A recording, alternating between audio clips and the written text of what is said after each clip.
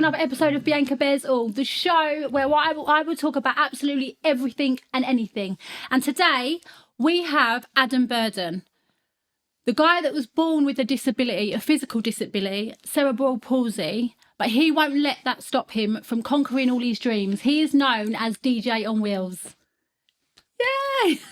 Thank you, guys. Can I just say thank you so much for being here? No problem. This story is going to help so many people, and I just want to first start off with, like, just tell me a little bit about, like, you know, what it's like living with a disability. How was your childhood? Yeah.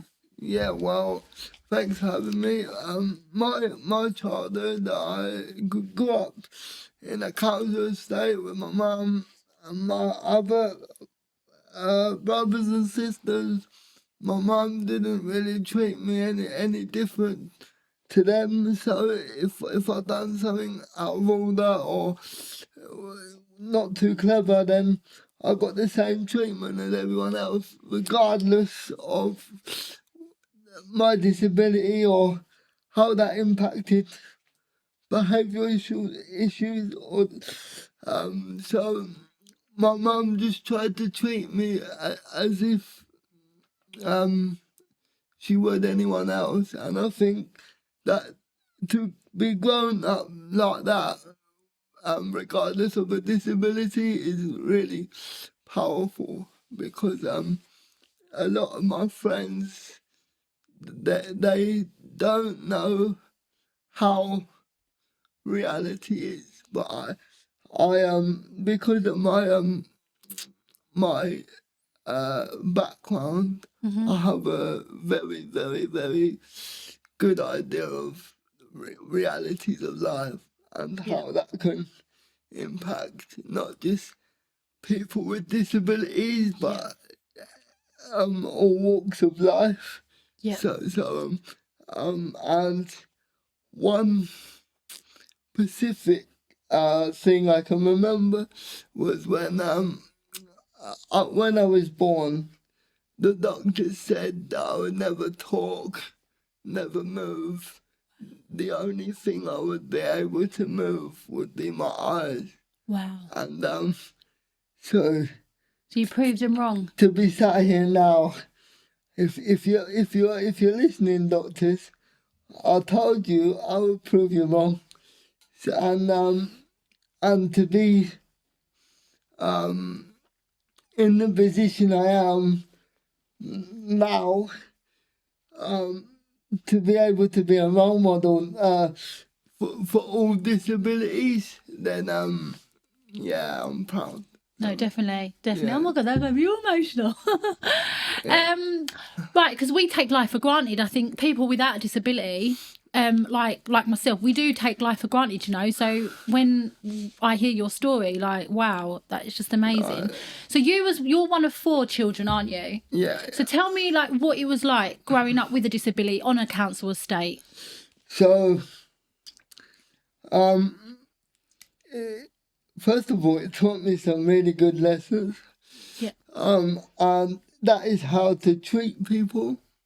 My motto is treat people how you want to be treated. Definitely. If you want to be treated like an idiot, act like an idiot. You know, but if you want to be treated with respect, dignity, give the same back. And that is one of the lessons I learned from growing up on a council estate, where you really have to be mentally strong. Yeah. Especially with a disability, because the amount of bullying that goes on, the amount of hatred that goes on, you just have to prepare yourself for it. And luckily, my 2 brothers, they got a personality, so basically they taught me just to, whatever they say, it's just words, like. And they must be the protected brothers, right? Yeah, don't worry about it, just crack on with your life. Yeah. If they start on your roll them over, you know? Yeah. And did your mum teach you how to be strong up here? Well, not really. I kind of did that myself from a young age because, like, my mum, she was always working, grafting, like, for 4 kids, like, Okay. a single mum, you know. And so for a lot of the time, it was me with my brothers and my sister, like, and they would look after me, kind of thing. And then, little did I know, they all went out once, and I was stuck indoors by myself. Oh, wow. But it taught me a lesson, and that lesson was how to open a door. You know, it took me like 3 hours to open the door, but I did it, you know. And then once I taught myself how to do it, Anything was possible. yes. And Yeah. my mum didn't like it very much because that meant she couldn't keep an eye on me anymore. Yeah. You know what I mean? So basically, I gave myself freedom. And when my brothers and sister were out, I used to go out. Yeah. Because I Oh my didn't- God, where did you used to go? Just out and about with my friends, like maybe over Tesco's or to the ballpark, play football. Wow. Yeah, they used to put me in goal. I broke my nose a few times being hit by a ball, but it's all part of growing up, you know. No, definitely. And you know, I used to give them buggies, piggybacks, you know. They used to tie like you know those Tesco trolleys Yeah. that the deliveries come in on. Yeah. They used to tie them crates to the back of my chair, and I used to put them along, like all crazy stuff like that. So I used to fit in the best I could, Yeah. regardless of my condition. I didn't really see my condition as a disability. I just Because you thought, was born with it, so you don't know any different, do you? nah, but the thing is, like, it's all about if you let it become a problem, then it is a problem. But if you can overcome barriers and not let anything get in the way, then yeah, then nothing's a problem. But you know, I have my own book out, and Yep, your autobiography. 30 Years of Me is available Wow. everywhere. So W.A. Smith's, Waterstones, online, Amazon, everywhere. And I will be buying a copy. Thank you very much. And I will be plugging it as well at the end. Basically, I say in that book, where there's a will, there's a way. Yes. Oh my God, that's my motto. And God loves a trier. Yeah. I say that all the time. You know, so, and I've only found that out through life experiences. I mean, like, I was just chilling on my council estate, waiting for my mum to come home and cook dinner. Yeah. And I was just rolling down the street, and these kids started, for no reason at all, started on me. It was because they thought I was an easy target. Mm-hmm. Oh, look at him, he's in a wheelchair, blah blah. And there was like 3 or 4 of them, and they each had like an iron bar or something like that, and they said, "We're gonna fucking do you." What the hell? And I was like, I don't think so. And like, they did take some swings at me, but you know, I just defended myself with my wheelchair, and then as soon as I started rolling, they kind of ran off. So because no one wants to get run over by a wheelchair. No, definitely. You know, And what cowards as well. you And know, you stood up to them. You know, they are cowards, but they're also uneducated. They like. definitely are. So, if I was to educate them at the age I am now, then there'll be a lot better people out there. But you know, that they thought they could try it, but they soon realised that they couldn't. And as soon as I told my brothers and my sister, that was it. My sister went looking for 'em. But you know, that's the life of living on a council estate. Yeah. You get all these people like on drugs and No, yeah. and like And I'm from the council estate. yeah. And Gascoigne in Barking. And can I just say, like, obviously, how old are you? 33. Right, so, okay, so, yeah. So, you know, back then, would you say your disability is more now, like, back then is a lot different to now, isn't it? So a lot of people are more aware of disability. There's a lot more. So basically, you're talking the golden years of music. So yeah, in the 90s, disability wasn't really spoken about. Because I'm from the 80s. So yeah, would you say you're more accepted now than back then? Definitely, Yeah. because you know, more people are educated and like, stuff.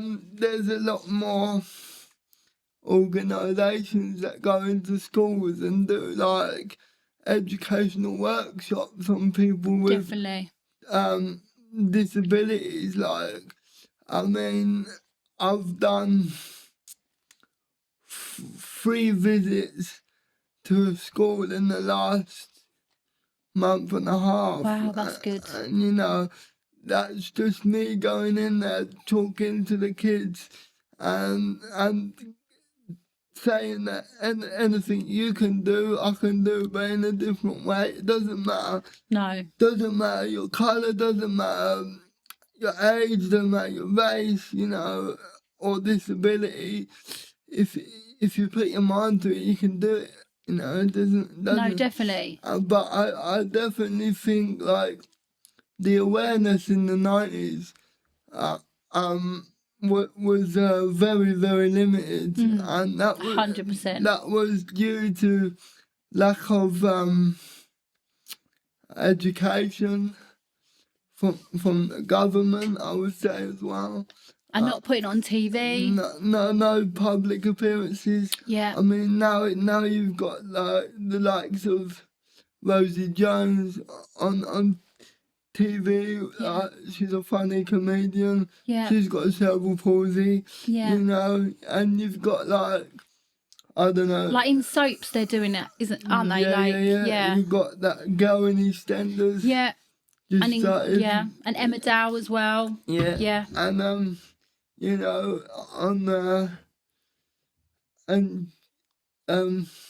what's his name? Jack someone. He's a comedian, he had CP. That's cerebral palsy, CP for short. And even like I bought my daughter a Barbie last year for Christmas, and she was in a wheelchair.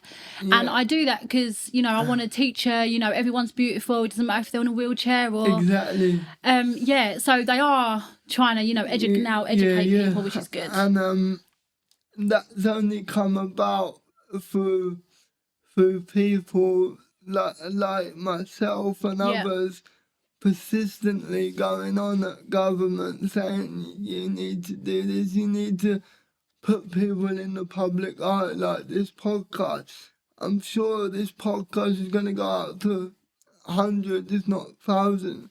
You know, everyone's on YouTube nowadays, like, and TikTok. And TikTok. You know, look out for DJ Wills on TikTok. You know, but I just think the more publicity disability gets, the better. Really, 100%. You know, but going back to when I was on the council estate, I started at a mainstream school. Okay. So when I went there, when I started there, I was, to tell you the truth, I was terrified because like I didn't know what was gonna be like surrounding me, what the kids' reactions were gonna be. Look at that idiot in a wheelchair, that kind of attitude, classic 90s, But throughout my years, I actually changed the school's perception Wow. on disability because there were some lessons that I couldn't get to because they were upstairs. Right. And I said to my teacher, Mr. Pearson, I shouldn't be denied to take part in a lesson just because it's not accessible. So I've got an idea for you. And he goes, what's that? I went, well, how about you bring your lesson to a downstairs classroom? And he goes, all right, I'll try it for a month. And then from that point onwards, throughout the time I was at the school, that lesson was in that downstairs classroom. So then I made them have to change their lessons because of disability, and I made them keep it in the same room because I said, well, it's discrimination, why should I do maths when everyone else can do science, you know what I mean? No, yeah, definitely. So he brought it downstairs. Yeah. And as soon as I made that change, then I wanted to push the boundaries and see what else I could do, because I wanted to show people that I'm just a human being, so the way I did it, I went to the head teacher, and I went, mate, can I suggest something? He goes, yeah. And I said, I would like to play football over the field with all my other friends. If I have an LSA with me, learning support assistant, could I do that, please? And he goes, yeah, why not? So they put one of these in place for me, and I was able to play football with all my other friends, which included me in the playground stuff. Yeah. Which made me feel more at ease and able to manage with daily life at school, I imagine, yeah. Yeah.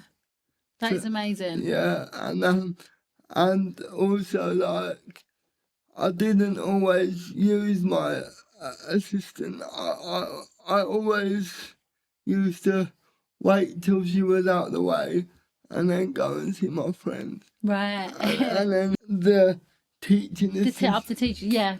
Yeah. So, and then the teaching assistant would try and come and find me, but because I was a bit quick on my wheels, Very quick. She couldn't find me half of the time. And it was only at the end of break that she managed to find me. Yeah. And she was like, where have you been? I was like, I've been doing what we agreed. Where have you been?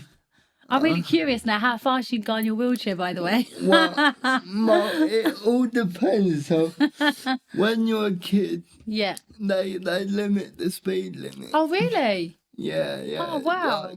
So they only give you a chair that can go 3 miles an hour. Wow, okay. For example. And then when you become an adult, yeah, the speed goes up and Right. but What's the speed now then on your chair? But the fastest on the UK roads that this can go is 8 mile an hour, Right, okay.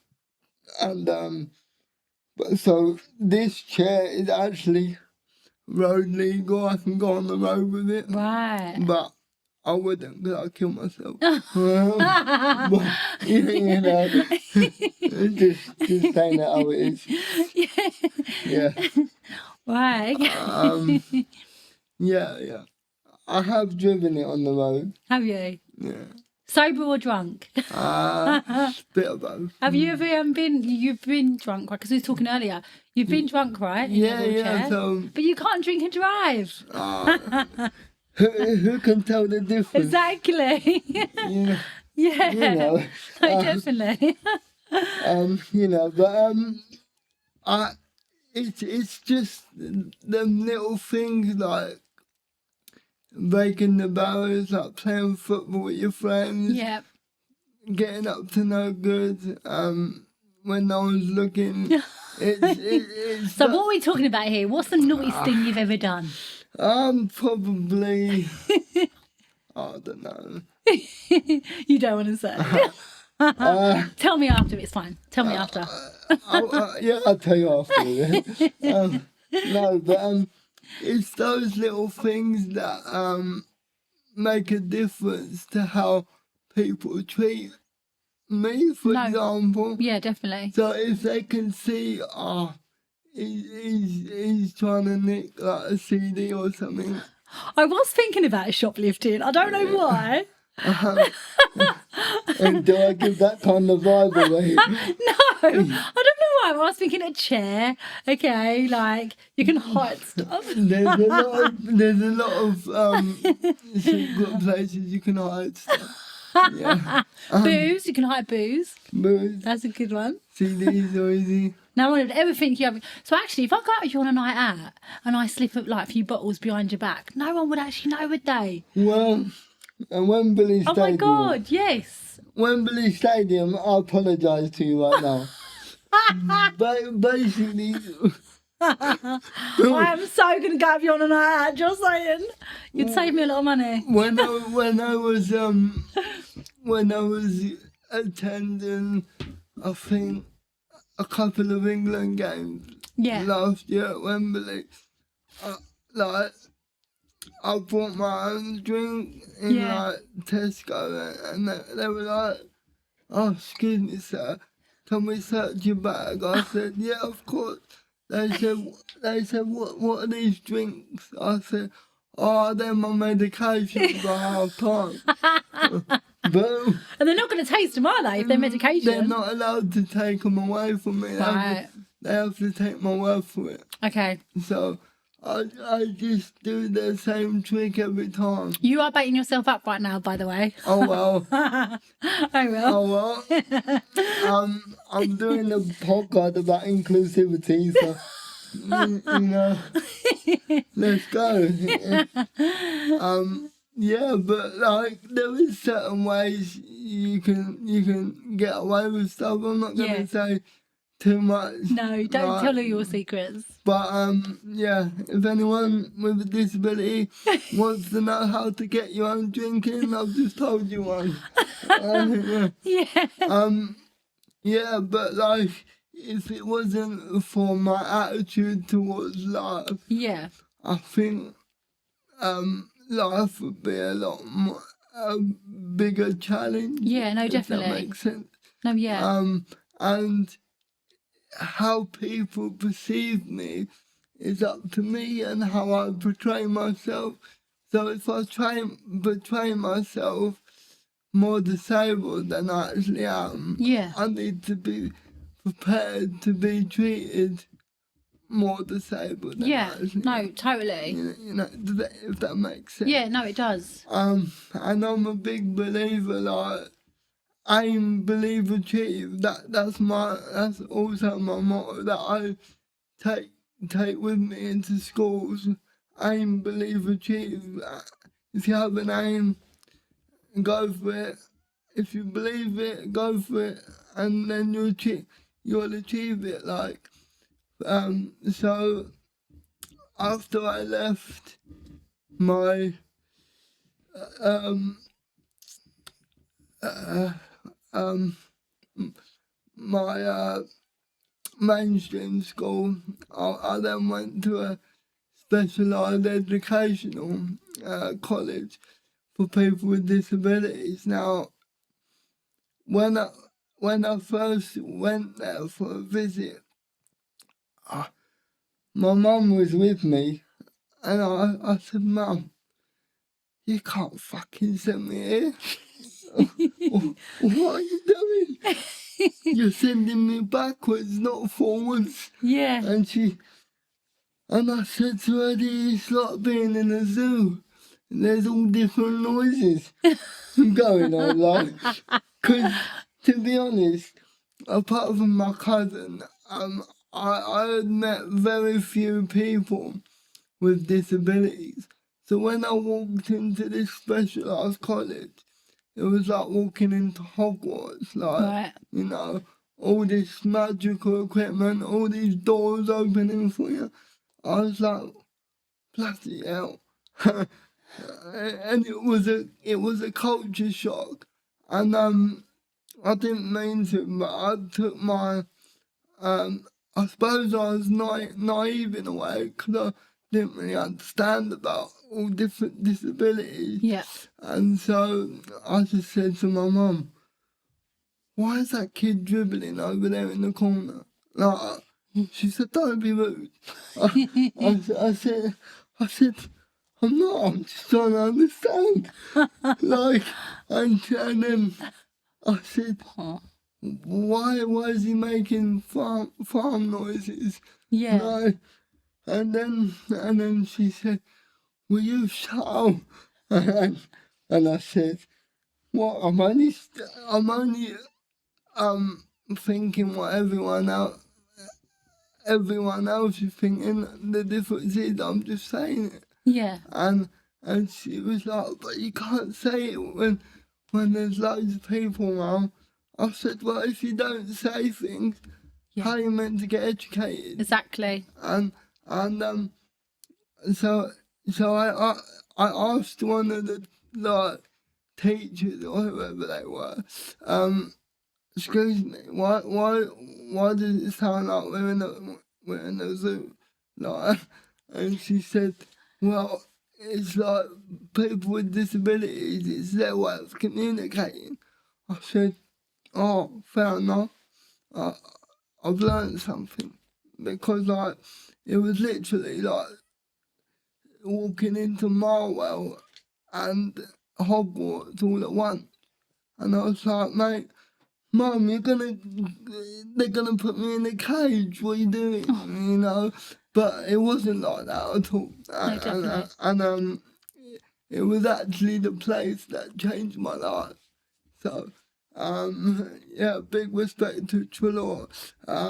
But I'm just telling you, like, the first time I went there and how, like, the impact it had. Because obviously I was from like, my council estate where I was around able-bodied people, like, I would be able to chat to them, be myself around them, and then I would gone into this other world where everyone like communicates differently, like some by noises, some by communication aids, and that. And there was me, like, so I brought my council estate, like, kind of attitude into a specialised school, which ain't always a good mix. No. Because like I just got taught to say how I was feeling, and some of those feelings could be deemed as quite derogatory, like. But yeah, it's all part of growing up, I guess. Yeah, but also it was a difficult part of my life because obviously, like, it was the first time I was gonna go away from my family. So, and I'd never been away from my family before. Yeah. And but before that point, my mum had to go to a tribunal because the social services tried to make me go to a mainstream secondary school, and my mum said no, it's not good enough for his needs. He needs regular physio and that, and you can't give it to him at the senior school. Yeah. And so my mum had to fight to get me in there, but once we got in there, like, it came to the day of me starting that Trelaw, and I kicked right off because, like, I didn't want to go. like, I was running away from my brothers. Like, they were trying to catch me and, like, get me in the van to go to the specialised school, like, simply because I didn't want to leave my family. Like, I've never done it, but, like, since soon as I got there, like, within the first 3-4 weeks, it was like I'd always been there, if you get what I mean. Yeah. Like, the early days, like, I was always getting myself into trouble for, like, doing and saying the wrong thing, because when I've been at home, I've been allowed to, like, do my own thing as for but when I went to this this specialised school, they had all these rules where you couldn't go out by yourself, and I was like, oh, fuck you, I'm just going anyway, whether you like him or not, kind of thing. Yeah. And then, like, I would go out off site without them knowing and all that kind of thing. And then a week later, they were like, can we see you in the office, please? I was like, oh, what for? And they were like, you were seen by a member of staff trying to get out. I was like, yeah, I was only going for a walk. A walk. And they were like, yeah, but you're not allowed. And I had to have meetings with my house manager and with the safeguarding officer, just to, like, help me understand the boundaries and stuff. Yeah. But yeah, like, that was a massive change in my life. So, but one I'm very grateful for. And without Trelaw, I wouldn't be the person that I am now. No, yeah. Because they gave me all the skills I needed to live independently as I am doing now. So, yeah. Oh, Vanna, that's really good. It's good. Yeah. Yeah. And I just think, like, the more people realise there's people like me and my friends who just like to live a life, not take it too seriously, you know, just don't, my biggest thing is don't judge a book by its cover. Like, definitely not. Just look a bit deeper inside and see what comes out, you know. Yeah. No, definitely. And you have taken it to a whole nother level because you're now being established as DJ on Wheels. So my actual name is DJ Wheels, and that all started, well, I give you a bit of background on how my musical journey started. Well, it all started when I was listening to my big brother's hardcore music from the 90s, 94, 95, 93, 92.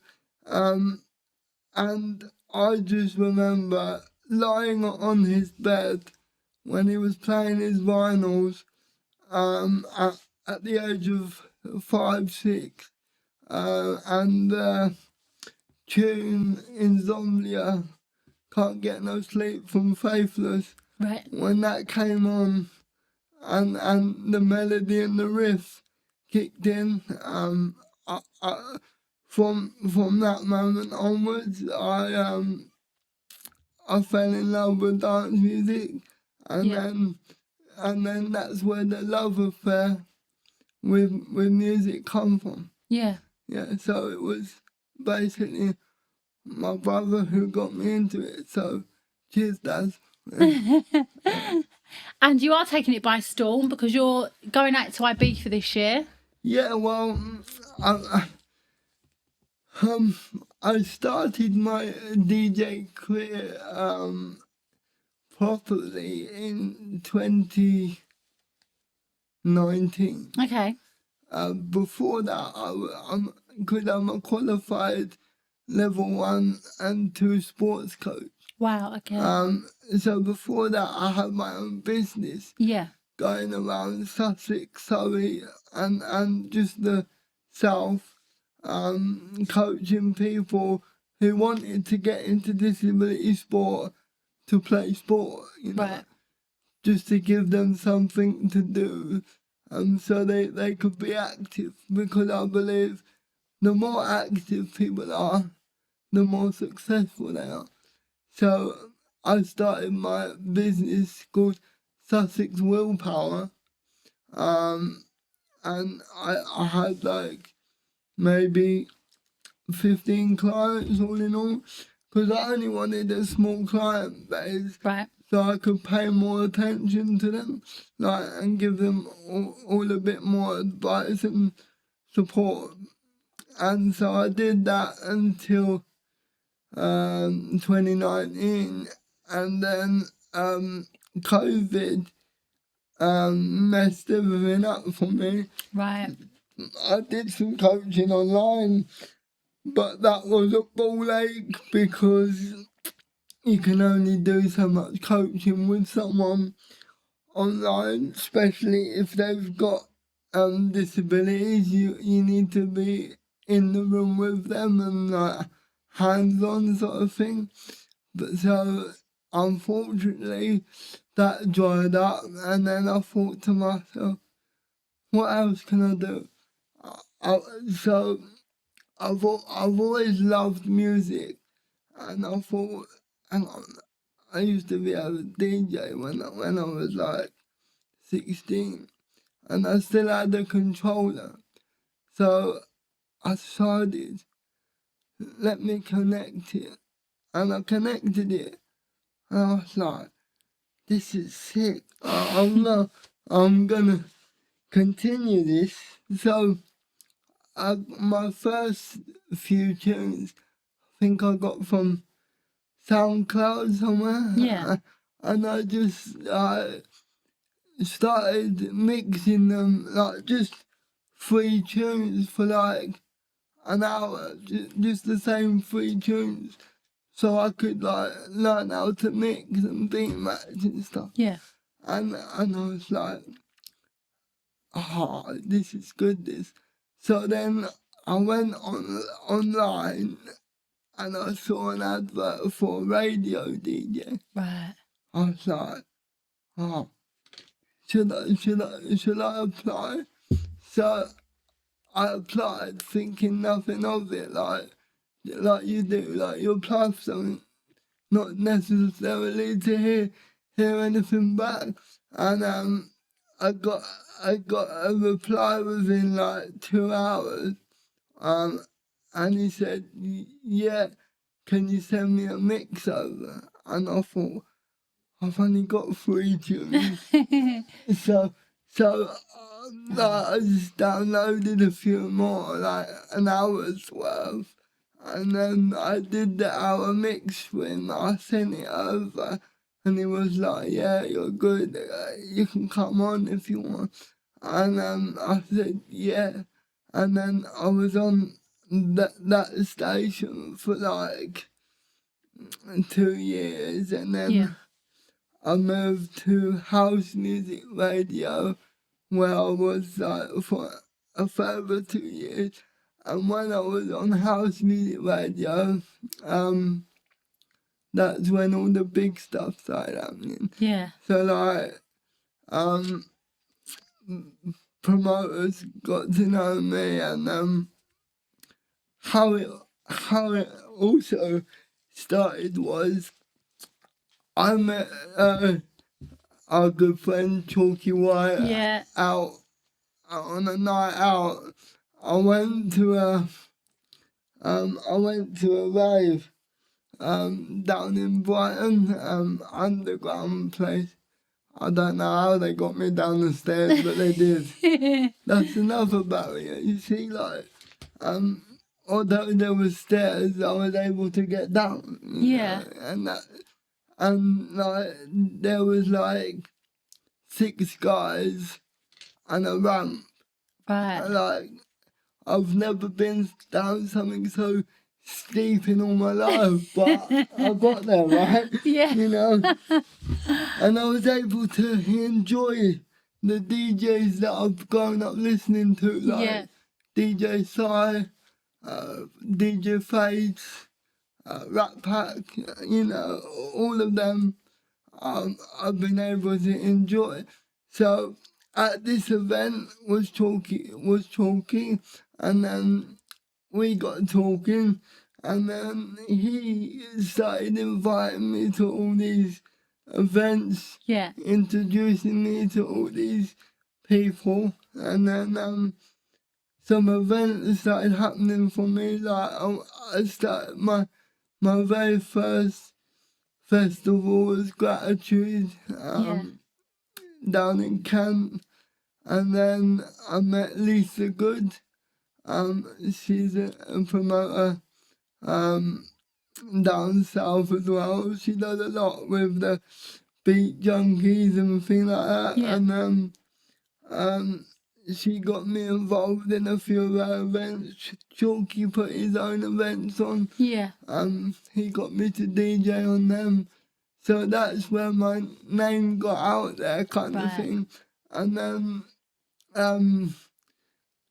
Chalky, he obviously saw something that I was good enough to be introduced to some more promoters, and then yeah, and I just kept grinding away, working hard, producing my own tracks. Yeah. As well. I'm signed to Paul Van Dyke's label, Vandit Recordings.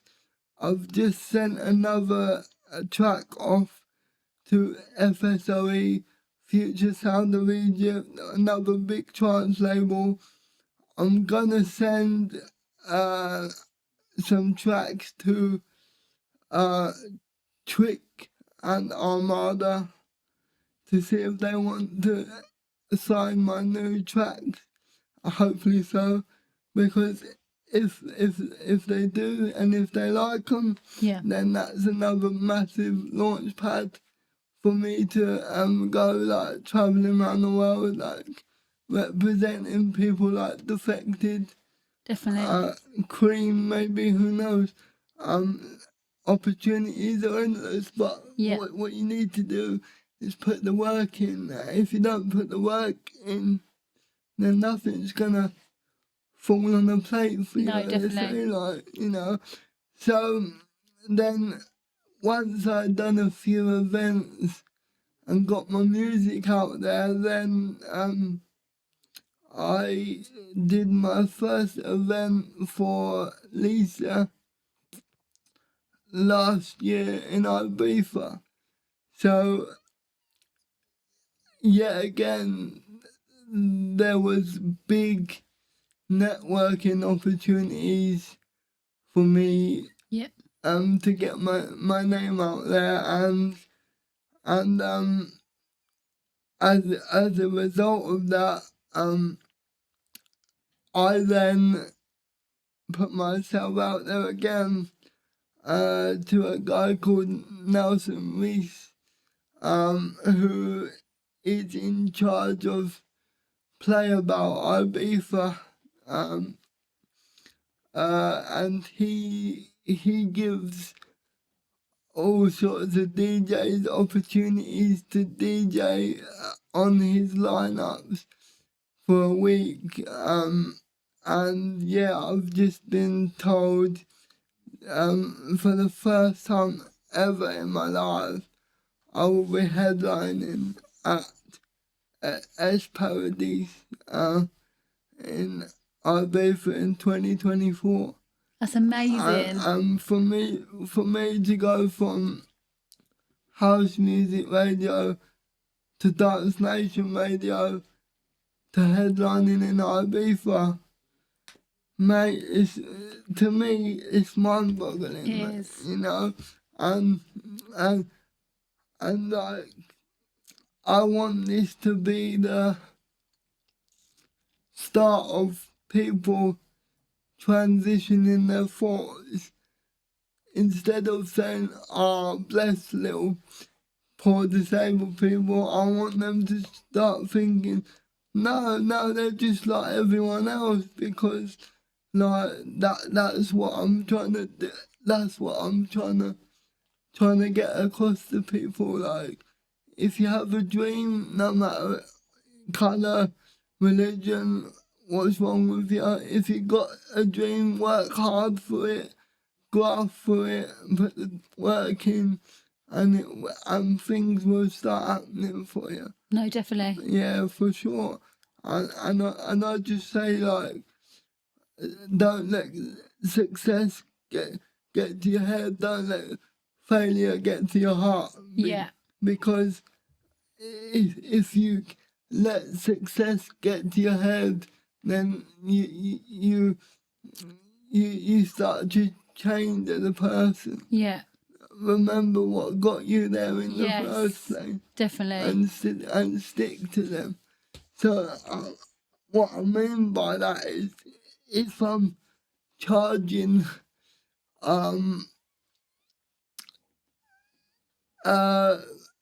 thousands of pounds for a DJ gig, I'm not gonna change my attitude. I'm still gonna be the same old DJ Wills, you know. And just stay humble. And there's that saying, isn't there? What goes up must come down. So always remember the people when you're at the top. Because when you do come down, they're the ones that, you know, you got to remember the people that were there for you when you was no one. Yeah, and you know, that's very true. And I'm always saying that to one of my friends who is number one player in the world at the moment for a game called Boccia, and that's a similar game to bowls, like, but for people with disabilities. Yeah. And he's like number one in the world in the sport at the moment. Yeah. And like he's got quite a big-headed attitude, like egotistical, and I'm always saying, like, remember, the only place you're going is down. Like, if you don't stick to your performance levels, the only place you're going is down. Remember that. And he doesn't like it when I say that, but it's true. Like, and also in May, I'm also making my debut, so I fly in from Ibiza, and then I'm making my debut at the Brighton Music Conference. Wow. So BMC, like, and that's where all the major like labels go to like do panel speaking, and like Carl Cox plays there, Adam Fitzpatrick, Mark Knight, they all play there in the pod, like on the i360 and stuff. So, and I'm making my debut there this year. So that's amazing. Yeah. And the fact that they said that you'd never be able to talk and you're doing all of this. Well, yeah, it just goes to show, like, and with the advances of technology nowadays, like, they can literally do anything to improve disability. But to go from them saying me not being able to talk, like, obviously not being able to move my legs or arms or just my eyes, to being able to write my own book, release my own music, Yeah. talk on podcasts, like, do talks for universities and schools and stuff like that. It's just mad. No, like, definitely. You know? No, yeah. And like, one thing I would like to say, if you do require an injury of some sort and it paralyzes you, life isn't over. It's just different. No, definitely. And there's always a way around things. No, yeah. And if you're out there struggling and you need my help, I'm here to help. Yeah. You know. Oh, thank you so much for coming on. Just quickly, so just want to say for people that are watching, cerebral palsy happens if a baby's brain does not develop normally while in the womb, or damage during or soon after birth. Yeah. And it includes bleeding on the brain or reduced blood or oxygen supplied to the brain. And the early stages are a child does not reach the milestones, like rolling over, sitting up, maybe walking, and abnormal, like, posture, or sometimes body parts are very floppy, like when as a child. So they are some of the symptoms. And can I just end it with, I mean, how would you like to end this? Well, I would just like to end it by saying, thank you very much. No, thank you. For inviting me along, and I hope me telling my story and where I've come from will help to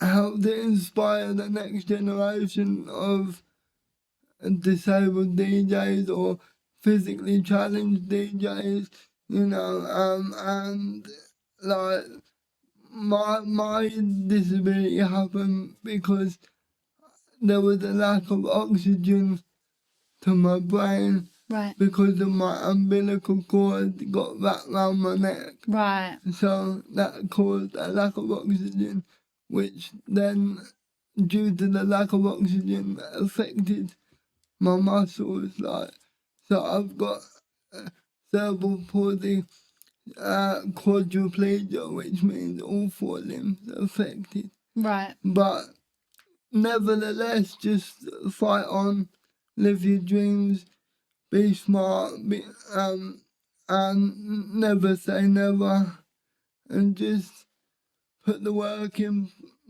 put the graft in, and there's light at the end of the tunnel. Just remember, you're not on your own. Like, there's all sorts of, like, mental health charities out there, because I know I'm making it sound relatively easy, but it's been far from it. Like, I've had an amazing fight with the council because I never used to have 24-hour care. They decided to stick me on 5 to 6 hours a day.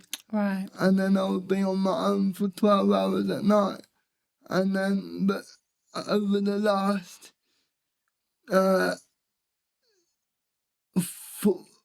3-4 years, I've fought the council I managed to get a live-in package paid for by the local council. So I've now gone from 5 to 6 hours of care a day to 24 hours of care. Yeah. Every day, every night, you know, 7 days a week, 365 days a year. So, you know, the council are not best pleased, but, you know, as long as it allows me to live my life, do what I do, go to Ibiza, DJ, then I'm happy with it. Yeah. And I would just like to say, for any of those people out there who are looking for funding help, contact Live You Limited,